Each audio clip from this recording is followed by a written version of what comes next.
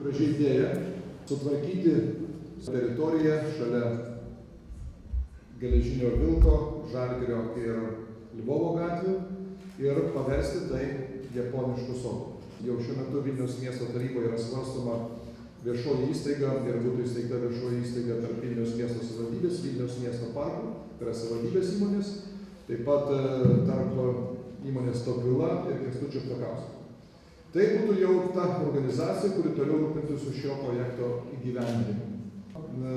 Kad kiekvienas medelis, kuris bus vadinamas šiame japoniškame sode, turėtų savo šeimininką.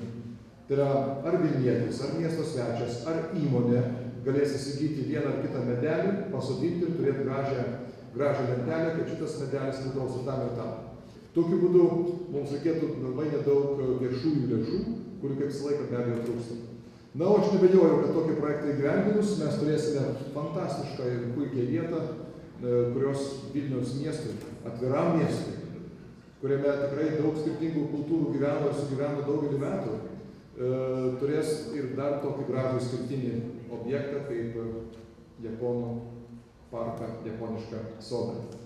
So this particular beautiful pond and swamp, which was made by Ice Age, contains many important vegetation still exist. Ir būtent ši vieta parinkta ta esama pelkė ir tvenkinys, kurie susiformavo dar ledynmečiais, iš tiesų yra puiki vieta, kurie puikiai atvaizduoja, kur galima būtent tokį sodą būtų kurti.